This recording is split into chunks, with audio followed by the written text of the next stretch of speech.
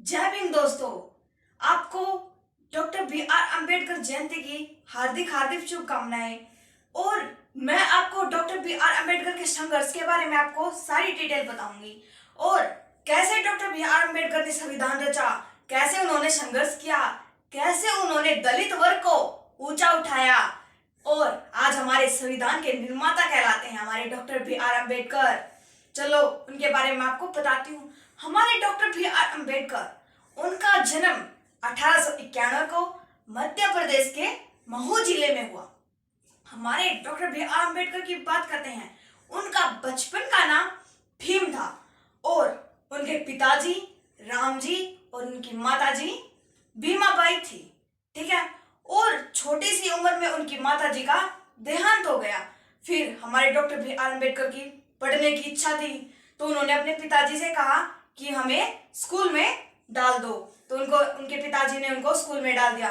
Students देखो, हमारे पास आज सारी सुविधा होने के बाद भी हम पढ़ते नहीं हैं। हमें इंस्टीट्यूट में भेजा जाता है, हमें स्कूल में भेजा जाता है, हमें पढ़ने के लिए जगह भी दी जाती है, पढ़ने के लिए, बैठने के लिए। और डॉक्टर बी आर अम्बेडकर को देखो, उनको ना क्लास के अंदर भी बैठने नहीं दिया जाता था, वो क्लास के बाहर बैठ के पढ़ता था। ये कहते थे सभी टीचर, सभी बच्चे, ये नीची जात का है, इसको हम अपने पास कैसे बिठाएं, हम अछूत हो जाएंगे।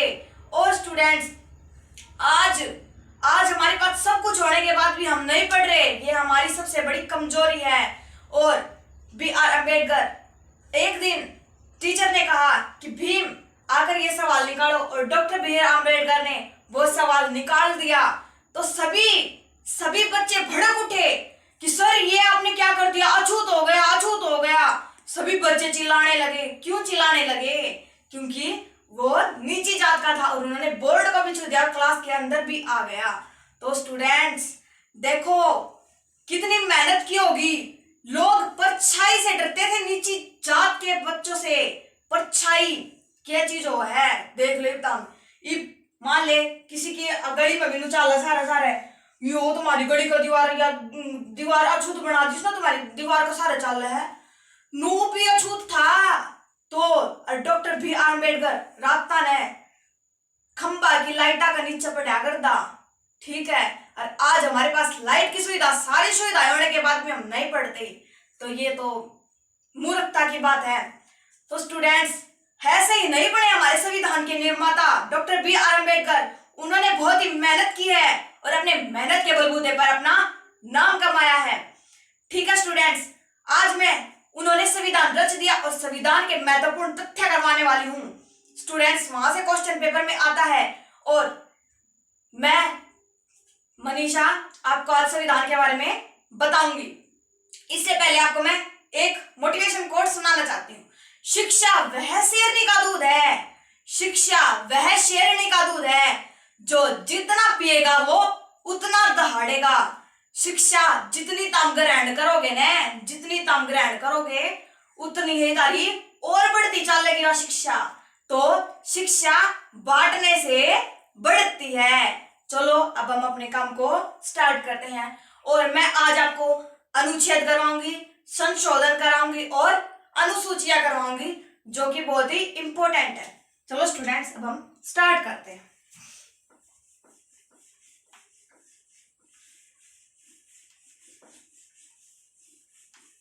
संविधान, हमारे भारत का संविधान 26 नवंबर 1949 को बनकर तैयार हो गया था।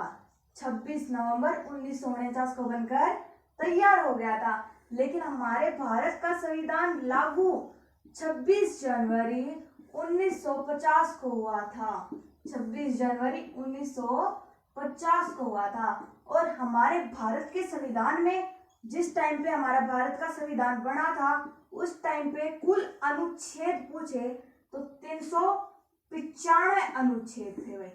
और अनुसूची पूछे, अनुसूची तो 8 अनुसूचियां थी, 8 अनुसूचियां थी।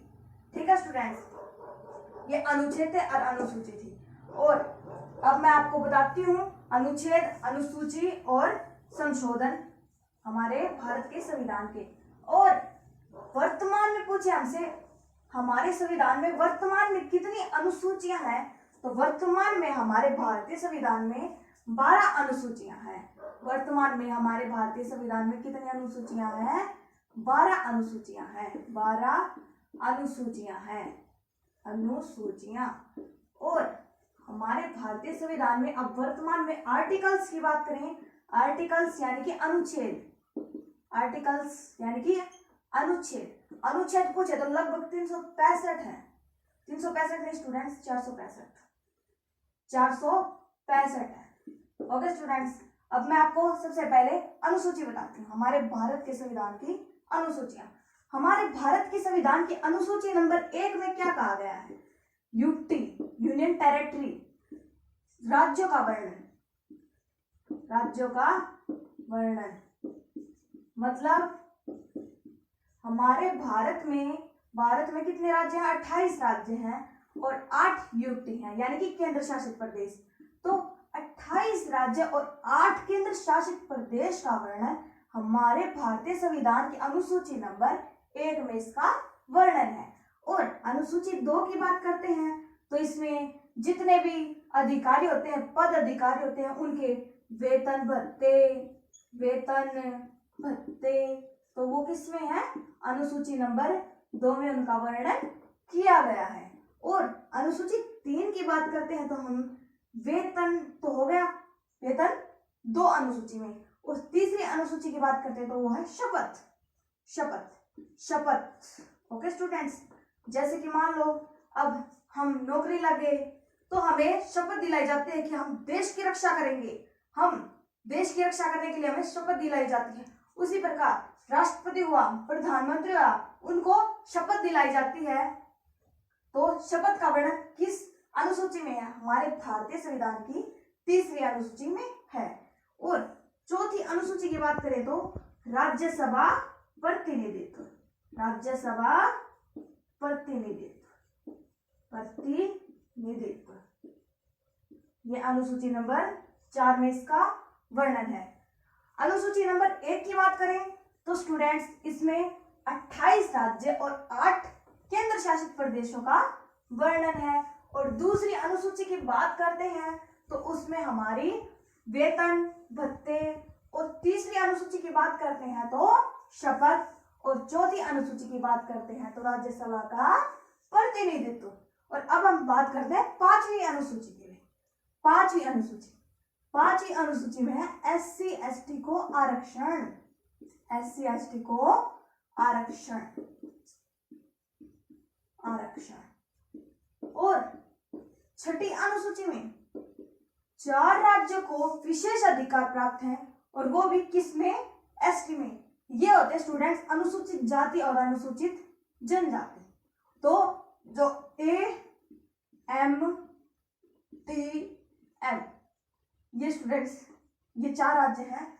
असम, A से असम, M से मेघालय, T से त्रिपुरा, मेघालय, T से त्रिपुरा और M से मिजोरम। ये 4 राज्यों को ST यानी कि अनुसूचित जनजाति में आरक्षण दिया गया है। ओके स्टूडेंट्स, और 7वीं अनुसूची की बात करते हैं तो शक्तियों का विकेंद्रीकरण, यानी कि विकेंद्रीकरण का मतलब क्या होता है? शक्तियों का बंटवारा, शक्तियों का विकेंद्रीकरण।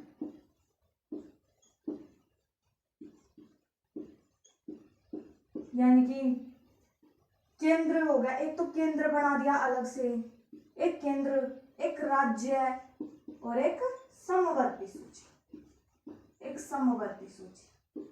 इनको 3 भागों में बांट दिया, केंद्र सूची और राज्य सूची और समवर्ती सूची। इनको 3 भागों में बांट दिया। केंद्र में पहले 97 विषय थे और अब वर्तमान में 100 विषय हैं। ओके स्टूडेंट्स, केंद्र में पहले 97 विषय थे, वर्तमान में 100 विषय इसके अंतर्गत आते हैं। और 8वीं अनुसूची की बात करते हैं हम। 8वीं अनुसूची में है हमारे संविधान में 22 भाषाओं को मान्यता दी गई है, वो भी राजभाषा।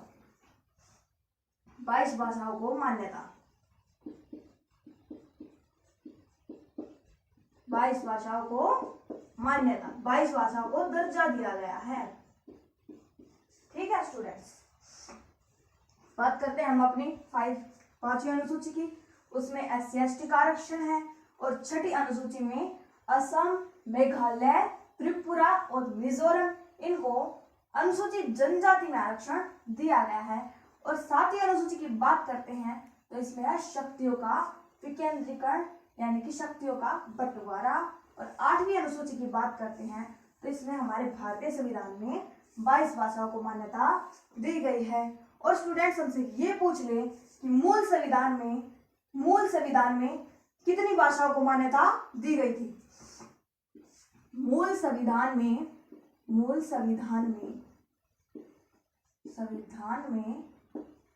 कितनी भाषाओं को मान्यता दी गई थी? कितनी भाषाओं को मान्यता दी गई थी? मान्यता दी गई थी तो वो थी 14 भाषाओं को मान्यता दी गई थी। लेकिन बाद में 14 फिर +1 जोड़ दी, फिर +3 जोड़ दी और फिर +4 जोड़ दी। 14 ये तो मूल संविधान में थी। मूल संविधान मतलब कि जब हमारा संविधान बना था उस टाइम पे हमारे संविधान में 14 भाषाएं शामिल थी। और फिर एक जोड़ी गई सिंधी जोड़ी गई। और ये 21वां संविधान संशोधन के दौरान जोड़ी गई थी सिंधी भाषा।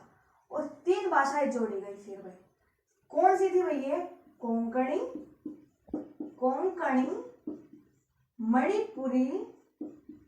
मणिपुरी और नेपाली, ये 3 भाषाएं थी। ये 71वां संविधान संशोधन के दौरान हमारे संविधान में जोड़ी गई थी। कोंकणी, मणिपुरी और नेपाली, ये 71वां संविधान संशोधन हुआ था और हमारे संविधान में तीनों भाषाएं जोड़ी गई थी। और 4 भाषाएं थी बोडो, डोगरी, मैथिली और संथाली, ये 4 भाषाएं थी। और ये 92वां संविधान संशोधन के दौरान जोड़ी गई थी स्टूडेंट्स। ये थी 8वीं अनुसूची थी ये स्टूडेंट्स। और ये थी मूल संविधान की अनुसूचियां 8। 9वीं अनुसूची स्टूडेंट्स, हमने बताया कि मूल संविधान में 8 अनुसूचियां थी, तो उसमें तो कोई संशोधन करने की आवश्यकता नहीं थी क्योंकि वो मूल संविधान में पहले ही लिखी गई थी। लेकिन अब वर्तमान में कितनी अनुसूचियां बताई मैंने? 12 अनुसूचियां बताई। तो सिंपल सी बात है, संशोधन किया होगा, यानी कि संशोधन का अर्थ ही क्या होता है? बदलाव करना। तो 9वीं अनुसूची में हमने क्या जोड़ा भाई? भूमि सुधार।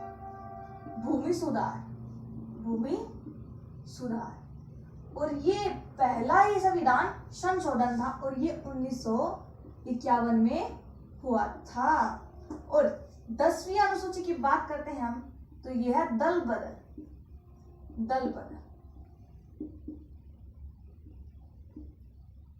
और स्टूडेंट्स, दल बदल ये 52वां संविधान संशोधन 1985 को इसके ऊपर रोक लगा दी गई थी, दल बदल के ऊपर, दल बदल से संबंधित विरोध। और 11वीं अनुसूची की बात करें तो इसमें है पंचायती राज।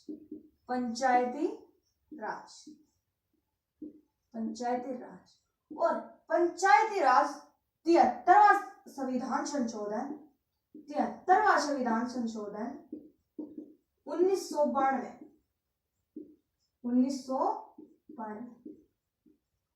लेकिन स्टूडेंट्स, ये लागू कब हुआ था? 24 अप्रैल 1993 को ये लागू हुआ था। और ये पूछ ले कि भाई पंचायतों का गठन हमारे भारतीय संविधान के किस अनुच्छेद में है? तो अनुच्छेद 40। ओके स्टूडेंट्स, और अब हम बात करते हैं अपनी 12वीं अनुसूची की। तो 9वीं अनुसूची में भूमि सुधार जोड़ी गई। पहला संविधान संशोधन कब हुआ? 1951 को। और 10वीं अनुसूची में दल बदल संविधान संशोधन, 52वां संविधान संशोधन कब हुआ? 1985 को। और 11वीं अनुसूची में पंचायती राज जोड़ी गई और पंचायती राज 73वां संविधान संशोधन 1992 को हुआ था, लेकिन लागू 24 अप्रैल 1993 का था। और 12वीं अनुसूची में वर्णन है, 12वीं अनुसूची में नगर पालिका और नगर निगम, नगर पालिका और नगर निगम, ये थी स्टूडेंट्स हमारी अनुसूचियां। अब हम बात करते हैं हमारे भारत के संविधान संशोधन। संविधान संशोधन, हमारे भारत के संविधान संशोधन में फर्स्ट संविधान संशोधन मैंने बताया स्टूडेंट्स 1951 को हुआ था, फर्स्ट संविधान संशोधन। और अनुसूची नंबर 9 जोड़ी गई, अनुसूची नंबर 9 जोड़ी गई। और इसमें किस चीज का वर्णन है? भूमि सुधार, भूमि सुधार, ये था पहला संविधान संशोधन। और बात करें हम 7वां संविधान संशोधन, स्टूडेंट्स मैं इंपोर्टेंट करवा रही हूँ, ठीक है स्टूडेंट्स। 7वां संविधान संशोधन, 7वां संविधान संशोधन में था राज्य पुनर्गठन आयोग, राज्य पुनर्गठन आयोग, यह कब आया था? 1956 को, राज्य पुनर्गठन आयोग। और फजल अली आयोग के नाम से प्रसिद्ध है, फजल अली आयोग, फजल अली आयोग, ये था 7वां संविधान संशोधन। बात करते हैं 13वां संविधान संशोधन। 13वां संविधान संशोधन, संशोधन का अर्थ मैंने बताया स्टूडेंट्स आपको कि संविधान संशोधन करने का मतलब है कि हमारे संविधान में बदलाव करना। जैसे कि हमारे संविधान निर्माताओं ने किसी देश से कोई प्रणाली उठा करके हमारे संविधान का निर्माण तो कर दिया था, लेकिन अगर फिर भी उसमें किसी भी प्रकार की कोई भी कमी लगे तो हम उसमें परिवर्तन कर सकते हैं संविधान संशोधन करके, ठीक है स्टूडेंट्स। अब हम बात करते हैं 13वें संविधान संशोधन पर। 13वां संविधान संशोधन, ये था नागालैंड, नागालैंड राज्य बनाया गया था इस संविधान संशोधन के दौरान। अब 35वें संविधान संशोधन में सिक्किम को शहर राज्य का दर्जा दिया गया था। सिक्किम को शहर राज्य का दर्जा, शहर राज्य का दर्जा। और 36वां अमेंडमेंट, 36वां संविधान संशोधन के दौरान सिक्किम को राज्य का दर्जा दे दिया था, सिक्किम को राज्य का दर्जा, और राज्य का दर्जा दे दिया था स्टूडेंट्स, ठीक है। और अब हम बात करते हैं 42वें संविधान संशोधन। 42वां संविधान संशोधन हुआ था 1976 को। और इसमें स्टूडेंट्स हमारे भारतीय जो संविधान है उसको मिनी संविधान कहा जाता है, मिनी संविधान। मिनी संविधान मतलब कि इस संशोधन को कहा जाता है, हमारे भारतीय संविधान में मिनी संविधान किस संशोधन को कहा जाता है? 42वें संविधान संशोधन को मिनी संविधान कहा जाता है। और हमारे 42वें संविधान संशोधन के दौरान 3 वर्ड जोड़े गए थे हमारी प्रस्तावना में, समाजवादी, समाजवादी, अखंडता, अखंडता, अखंडता और धर्मनिरपेक्ष, धर्मनिरपेक्ष। हमारे ये पूछ ले हमारी प्रस्तावना में सबसे पहले संशोधन कब हुआ? तो 1976 को हमारे प्रस्तावना में सबसे पहले संशोधन हुआ है। और हमारी प्रस्तावना में एक ही बार संशोधन हुआ अभी तक, ठीक है। और उसमें समाजवादी, अखंडता और धर्मनिरपेक्ष शब्द जोड़े गए थे।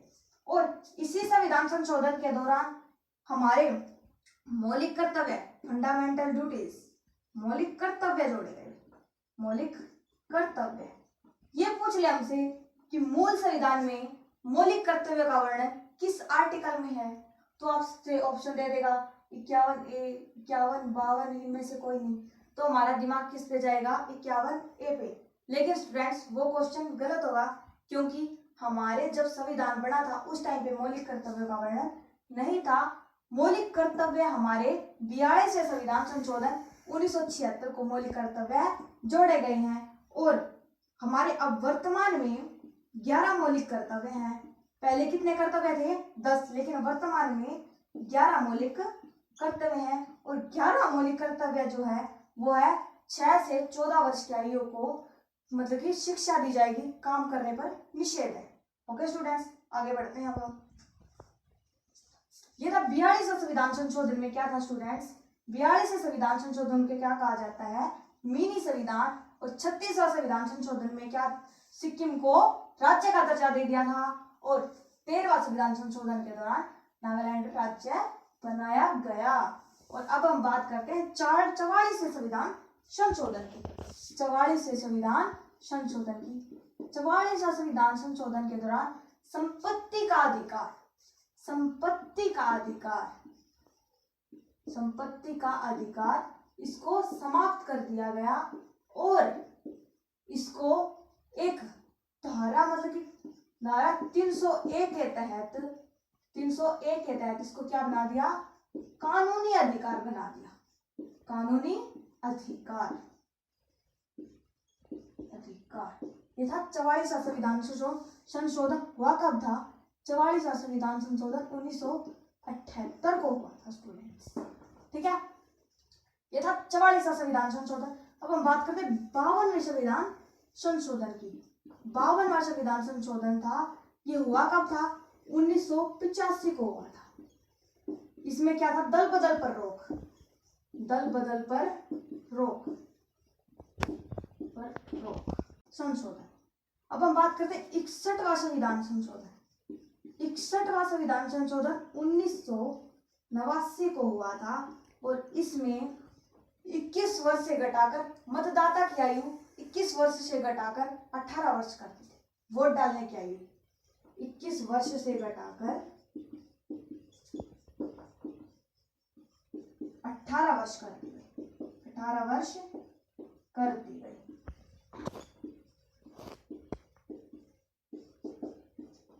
ठीक है स्टूडेंट्स, 61वां संविधान संशोधन के दौरान वोट डालने की आयु 21 वर्ष से घटाकर 18 वर्ष कर दी गई।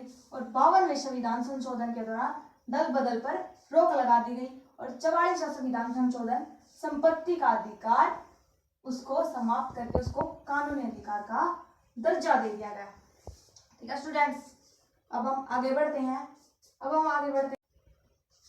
92वां संविधान संशोधन। 92वां संविधान संशोधन के दौरान हमारे संविधान में 4 भाषाओं को मान्यता दी गई थी, और वो थी बोडो, डोगरी, मैथिली, संथाली। बोडो, डोगरी,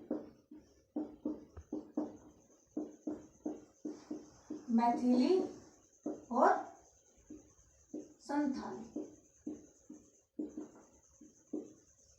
और अब हम बात करते हैं अपने 99वां संविधान संशोधन की। 99वां NJAC, नेशनल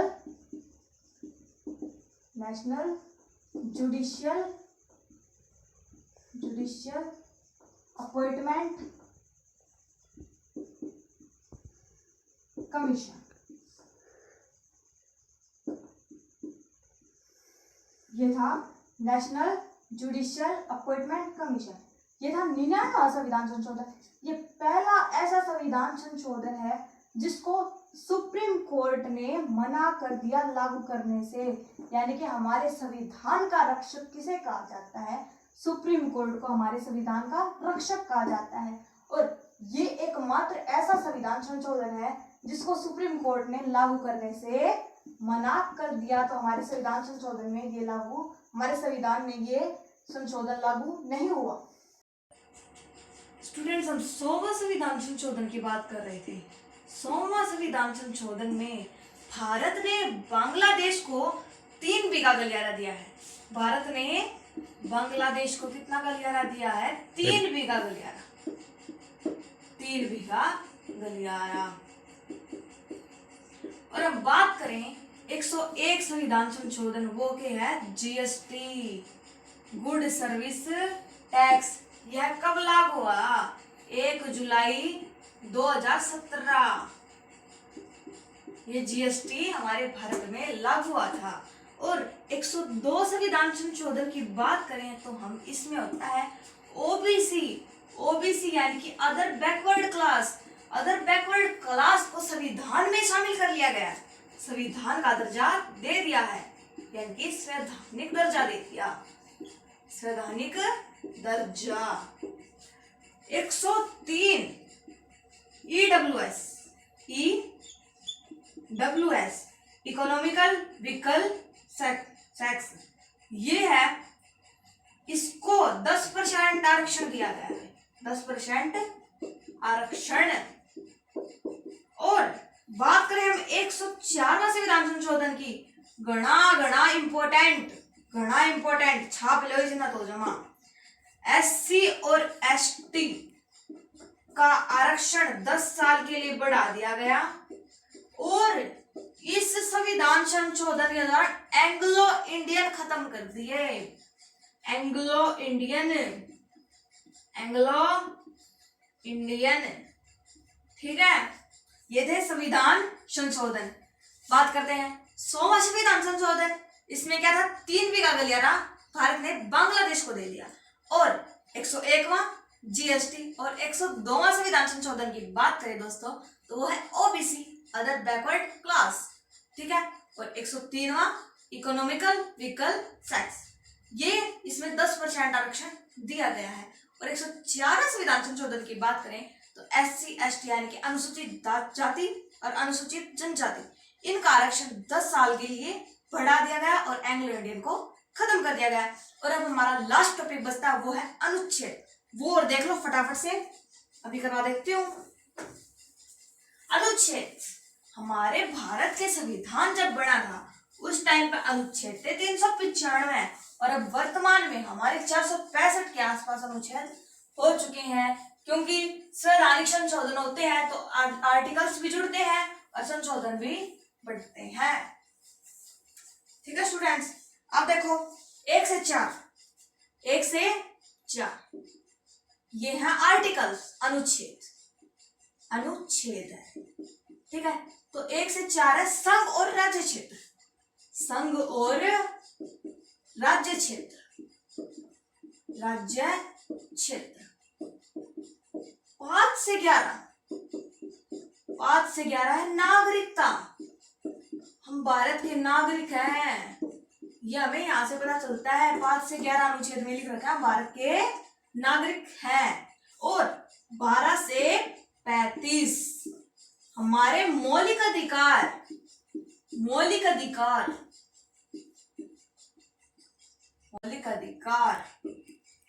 और बात करें मौलिक अधिकार की, मौलिक अधिकार हमने अमेरिका से ले रखे हैं स्टूडेंट्स, अमेरिका से ले रखे हैं। और इसका भाग 3 में वर्णन है, भाग 3 में हमारे मौलिक अधिकारों का वर्णन है। और बात करें 36 से 51 अनुच्छेद, 36 से 51 है राज्य नीति के निर्देशक सिद्धांत, राज्य नीति के निर्देशक सिद्धांत, ये हमने ले रखे आयरलैंड से, ठीक है स्टूडेंट। 36 से 51 और 51 क्या है? 51 ए भी बोल सकते हैं, 51 क्या भी बोल सकते हैं। इसमें हमारे मौलिक कर्तव्य और वर्तमान में हमारे मौलिक कर्तव्य 11 है स्टूडेंट्स। और 11वां है 6 से 14 वर्ष के आयु के बच्चों के काम करने के ऊपर प्रतिषेध, ठीक है, रोक लगा दी गई है। और मौलिक कर्तव्य की जो समिति है वो है सरदार स्वर्ण सिंह समिति,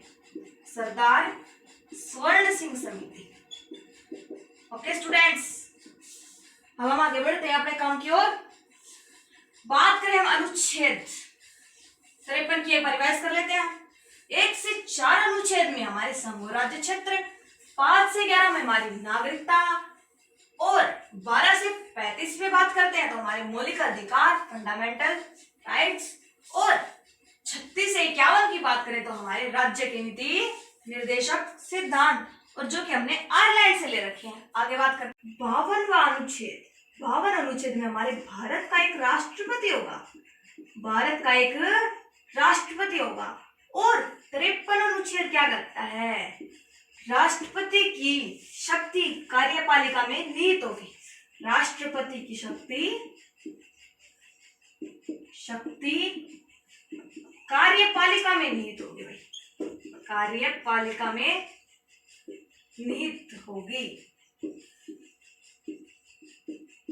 यह अनुच्छेद 53, ठीक है। और बात करें अनुच्छेद 61 की, इसमें महाभियोग की प्रक्रिया, महाभियोग।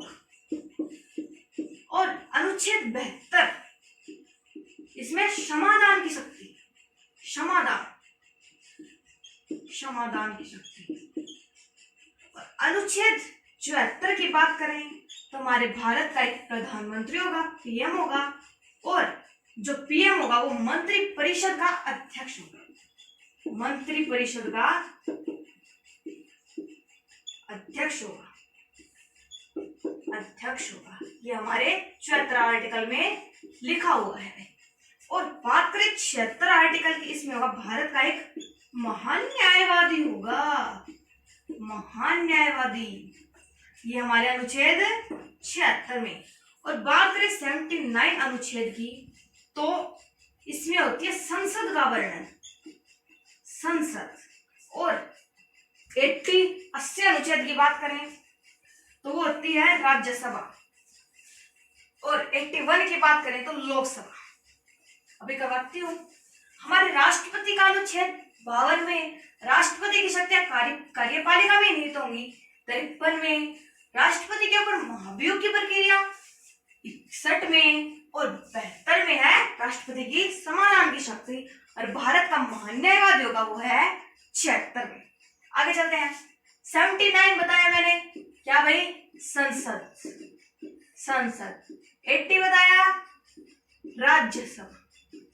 राज्यसभा, और 81 लोकसभा। याद ना होना, सरला नाम याद रख लियो, सरला। सहता संसद, रहता राज्यसभा, रहता है लोकसभा। 79, 80 और 81 अनुच्छेद, ठीक है। आगे चलते हैं हम, ये थे 81। अब बात करते हैं हम अनुच्छेद नंबर 108 की, संयुक्त बैठक, संयुक्त लोकसभा और राज्यसभा की संयुक्त बैठक।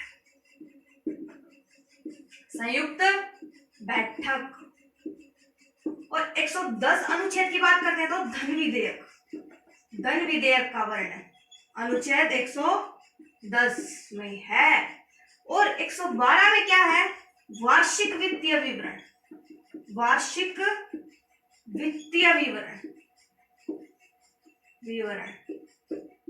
और यह था अनुच्छेद 112। और 123 की बात करें तो 123 में है राष्ट्रपति अध्यादेश जारी कर सकता है, राष्ट्रपति अध्यादेश जारी कर सकता है, अध्यादेश। और 124 में क्या है, हमारे भारत का एक सुप्रीम कोर्ट होगा, हमारे भारत का एक सुप्रीम कोर्ट होगा, ये हमारे अनुच्छेद 124 में लिखा हुआ है। स्टूडेंट्स याद रखना आप इसको, क्वेश्चंस को मैं क्वेश्चन करा रही हूँ आपको, इम्पोर्टेंट, ये एग्जाम में बार बार आते हैं स्टूडेंट्स, इनके ऊपर गौर करो आप, क्योंकि बार बार क्वेश्चन जो पेपर में पहले आए हुए हैं वही पेपर में एग्जामिनर देखता है क्वेश्चन, हमने पेपर देखे उठा के। चलो आगे बात करते हैं। अब बात करते हैं हम 129 आर्टिकल, इसमें क्या है, सर्वोच्च न्यायालय एक अभिलेख न्यायालय, सर्वोच्च न्यायालय सुप्रीम कोर्ट एक अभिलेख न्यायालय है, अभिलेख न्यायालय, ठीक है। बात करें 148 अनुच्छेद, 148, इसमें CAG controller and auditor general, इसकी फुल फॉर्म होती है, और हिंदी में इसको कहते हैं नियंत्रक और महालेखा परीक्षक, नियंत्रक और महालेखा परीक्षक। और वर्तमान में नियंत्रक और महालेखा परीक्षक कौन है? गिरीश चंद्र मुर्मू। गिरीश चंद्र मुर्मू। और ये पहले जम्मू कश्मीर के उपराज्यपाल थे। अब वर्तमान में जम्मू कश्मीर के उपराज्यपाल मनोज सिन्हा है और Girish Chandra Murmu CAG comptroller and auditor general है। अनुच्छेद 280 की बात करें स्टूडेंट्स तो इसमें है वित्त आयोग का वर्णन। वित्त आयोग। और वर्तमान में वित्त आयोग के अध्यक्ष हैं NK सिंह। NK सिंह। याद रखना स्टूडेंट्स, पेपर में बार बार पूछा जा रहा है क्वेश्चन। और अब बात करें 315 अनुच्छेद। 315 अनुच्छेद में क्या है? UPSC यानी कि संघ लोक सेवा आयोग। संघ लोक सेवा आयोग। सेवा आयोग का वर्णन अनुच्छेद नंबर 315 में है। और इसके अध्यक्ष वर्तमान में कौन है? प्रदीप कुमार जोशी। प्रदीप कुमार जोशी। Okay students. और 315 के बाद हम बात करते हैं 324 अनुच्छेद की। इसमें है चुनाव आयोग का वर्णन। चुनाव आयोग। आयोग का वर्णन है इसमें 324 अनुच्छेद में। ठीक है। और पहले चुनाव आयोग के सुकुमार सेन थे और वर्तमान में चुनाव आयोग के अध्यक्ष कौन है? सुनील अरोड़ा। ठीक है। आगे हम करते हैं क्वेश्चन को। अब बात करते हैं 352 आर्टिकल की। 352, 356 और 360। 352 अब वैसे ये होते हैं अब वित्तीय आपातकालीन शक्तियां होती हैं ये। 352 अनुच्छेद। 352 में क्या है? राष्ट्रीय आपात। राष्ट्रीय आपात का वर्णन है 352 में। और 356 में है राष्ट्रपति शासन। राष्ट्रपति शासन। और 360 में वित्तीय आपात। वित्तीय आपात। देखो भाई, ऐसे अनुच्छेद मतलब कि आज तक वित्तीय आपात एक आपातकाल की स्थिति भारत में एक बार भी पैदा नहीं हुई है। ऐसी आपातकालीन स्थिति बताओ जो आज तक एक बार भी नहीं लगी है, तो वो है वित्तीय आपातकाल की स्थिति। ठीक है स्टूडेंट। मैं एक दो अनुच्छेद और बताना चाहती हूँ क्योंकि वो एग्जाम में बार बार आ चुके हैं। देखो, हमारे वर्तमान में मौलिक अधिकार की बात करें तो वो है 6। और पहले यानी कि जब मूल संविधान था उस टाइम पे कितने थे हमारे मौलिक अधिकार? 7 थे। और हमारा संपत्ति का अधिकार हटा दिया गया। संपत्ति का अधिकार। ठीक है। और हमारे मौलिक अधिकार कितने वर्तमान में? 6। मौलिक अधिकार का वर्णन मैंने बताया था 12 से 35।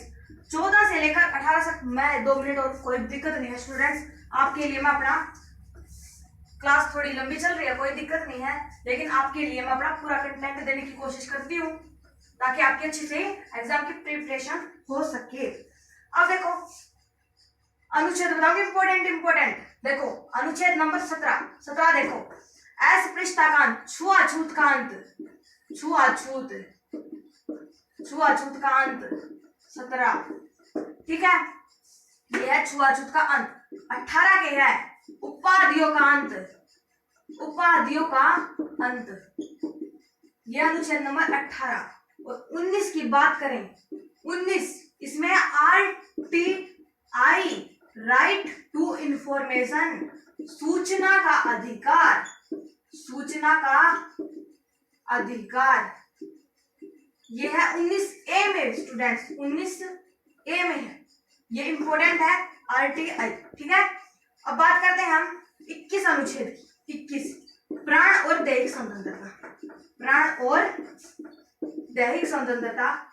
ये क्वेश्चन जो मैंने लिखवाए ना, इन बातों ने 32 चसालियो जमानू गाड़ लो कति पेपर में आ लिए। इंपॉर्टेंट कितने लिख लो, बहुत इंपॉर्टेंट है। ठीक है, ये थे अनुच्छेद नंबर 21। बात करते हैं हम एक बार अनुच्छेद नंबर 23-24 में क्या है? शोषण के विरुद्ध अधिकार। 23 और 24 में क्या है? शोषण के विरुद्ध अधिकार।